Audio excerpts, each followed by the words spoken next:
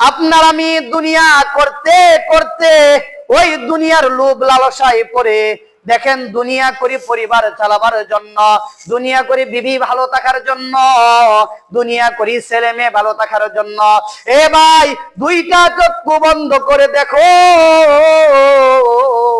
দুইটা চক্ষু বন্ধ করে দেখো, ডানে অন্ধকার বামে অন্ধকার, সামনে অন্ধকার পিছনে অন্ধকার, উপরে তাকায় দেখো অন্ধকার,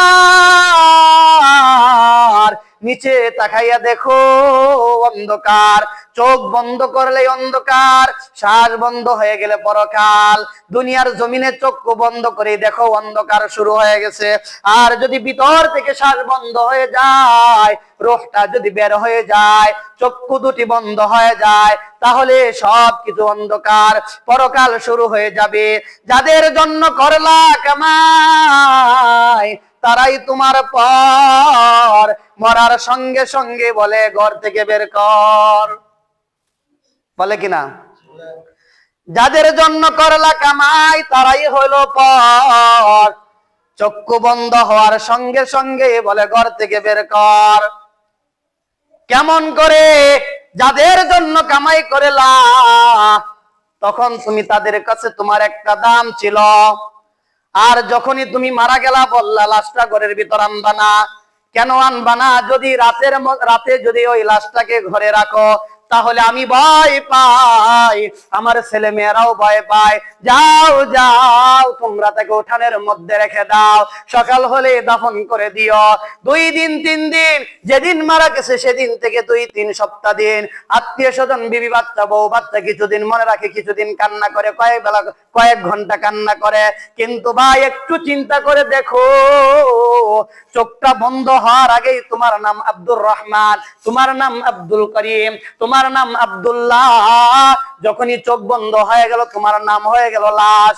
এই যে শুধু মাত্র কয়েক সেকেন্ডের ব্যবধানে নাম হয়ে গেল লাশ, তখন আব্দুর রহমান রইল না, আব্দুল করিম রইল না, আব্দুর রহিম রইল না, আব্দুল্লাহ রইল না, লাশ হয়ে গেল, লাশ হয়ে গেল। চোখ বন্ধ করার পরে দে এই যে দুনিয়ার পিছনে দৌড়াইয়া মাথার ঘাম পায়ে ফেলাইয়া, পায়ের মধ্যে ফেলাইয়া যেই ঘর তুমি বানলা, যেই বিল্ডিংটা উড়াইলা, যে প্লাটটা তুমি করলা, আজকে দেখো মৃত্যুর সাথে সাথে ওই বিল্ডিং এ তোমার জায়গা নাই। কথা কি বুঝতে পারলেন? জীবিত থাকতে একটা দাম আছে না, আপনার নাম আসিল না, আপনার আমার নাম আছে না, আপনার আমার নাম আছে না। মৃত্যুর সাথে সাথে নাম পরিবর্তন হয়ে কি হয়? লাশ। কি হয়? লাশ। মৃত্যুর সাথে সাথে নাম শেষ।